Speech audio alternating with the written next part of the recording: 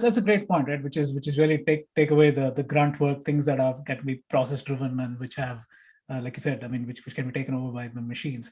So one last question, which is really coming down to the career for cybersecurity, which there are a lot of people that are wanting to break in. And I actually host new entrants on the Friday show, and I see so many different people of different backgrounds, different nationalities, with college degree, without college degrees, wanting to break in.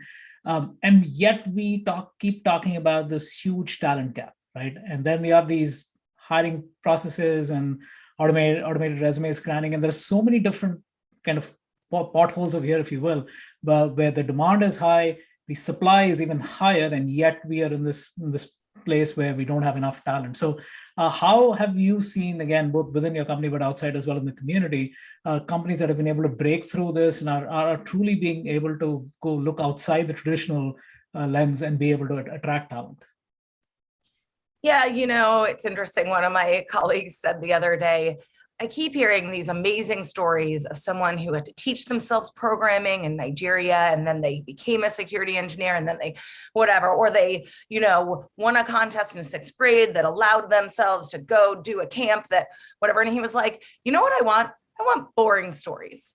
I want it to be a pathway that is accepted, that allows folks from, who don't have to be particularly kind of hooked up or have this element of luck and privilege and stuff to be the ones who get there. And I think that's a really solid point, that a lot of our success stories are basically kind of not replicable.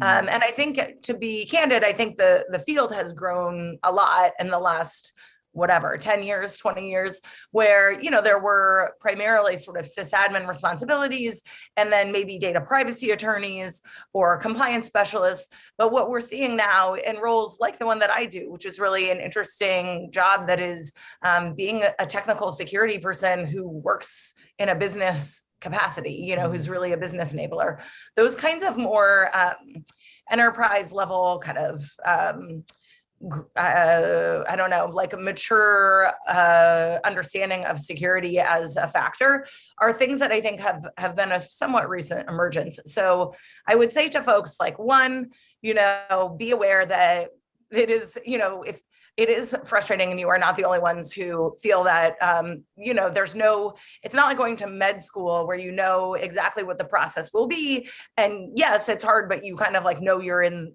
the ladder. This is not a butcher, baker, candlestick maker kind of profession. And I think that can be frustrating, and it can also be kind of obtuse for folks who are coming from other fields or out of school to figure out how to get a foothold. That being said, as you point out, there's a lot of really good work to do. I would say, do all the good advice that people have given you in terms of networking and kind of keeping up with your folks who are in your corner, whether it's a professor or, a person who you happen to have met at one of your previous jobs, who, keeping those kinds of threads in your back pocket so that you can figure out when you can pull on those and hopefully get a sweater. But then also, I think, deciding what you think is coming down the pike. So, there's a lot of technologies that are obviously really rising these days, everything from serverless or containers to, AI/ML and the security around that. And how do we deal with insider threat when we're considering, a fully remote workforce? And, there's a lot of pockets of really interesting work here that I think folks who are, even who are juniors, should have the wherewithal to go get a lot of self-serve kind of foundational teaching, and then kind of dig into a rabbit hole here and there and have that be your brand. And I think, be indulgent. This isn't about, of course, people always say do what you love. And I think that's kind of silly because we all love watching Netflix or something, right?